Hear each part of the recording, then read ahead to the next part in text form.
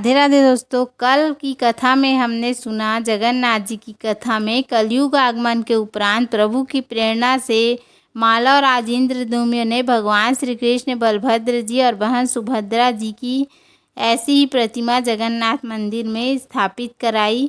इसके आगे की कथा है। राजा इंद्रद्युम्न श्रेष्ठ प्रजापालक राजा थे।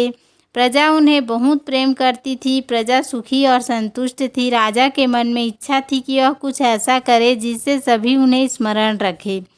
दैवयोग से इंद्रद्युम्न के मन में एक अज्ञात कामना प्रकट हुई। वह ऐसा मंदिर का निर्माण कराए जैसा दुनिया में कहीं और ना हो। इंद्रद्युम्न विचारने लगे कि आखिर उनके मंदिर में किस देवता की मूर्ति स्थापित करें। राजा के मन में यही इच्छा और चिंतन चलने लगा। एक रात इसी पर गंभीर चिंतन करते हुए सो गए। नींद में राजा ने एक सपना देखा। सपने में उन्हें एक देववाणी सुनाई पड़ी। इंद्रद्युम्न ने सुना, राजा तुम पहले नए मंदिर का निर्माण आरंभ करो। मूर्ति विग्रह की चिंता छोड़ दो। उचित समय आने पर तुम्हें स्वयं राह दिखाई पड़ेगी। राजा नींद से जाग उठे। सुबह होते होते उन्होंने अपने मंत्रियों को सपने की बात बताई। राजपुरोहित के सुझाव पर शुभ मुहूर्त में पूर्वी समुद्र तट पर एक विशाल मंदिर के निर्माण का निश्चय हुआ। वैदिक मंत्रोच्चार के साथ मंदिर का निर्माण शुरू हुआ। श्री गणेश हुआ। राजा इंद्रद्युम्न के मंदिर बनवाने की सूचना शिल्पियों और कारीगरों को हुई। सभी इसमें योगदान देने पहुँचे। दिन रात मंदिर के निर्माण में जुट गए। कुछ ही वर्षों में मंदिर बनकर तैयार हो गया। सागर तट पर एक विशाल मंदिर का निर्माण तो हो गया, परंतु मंदिर के भीतर भगवान की मूर्ति की समस्या जस की तस थी। राजा फिर से चिंतित होने लगे। एक दिन मंदिर के गर्भगृह में बैठकर इसी चिंतन में बैठे राजा की आंखों में से आंसू निकल आए।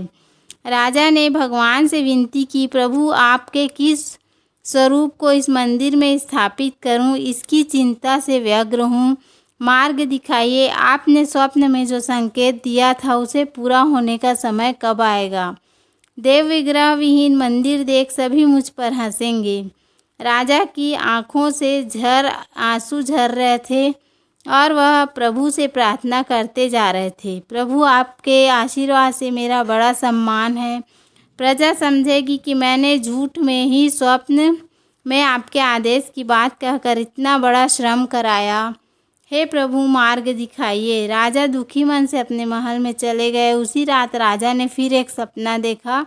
सपने में उसे देववाणी सुनाई दी। राजा ने यहाँ निकट में ही भगवान श्री कृष्ण का विग्रह रूप है। तुम उन्हें खोजने का प्रयास करो, तुम्हें दर्शन मिलेंगे।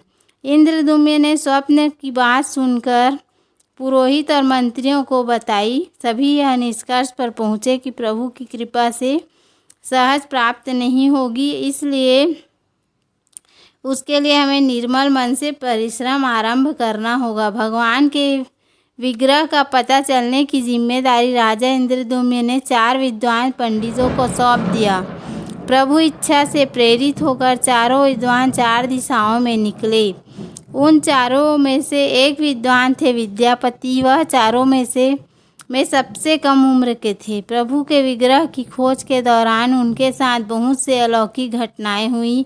प्रभु का विग्रह किसे मिला, यह प्रसंग हम अगली कथा में सुनेंगे। तो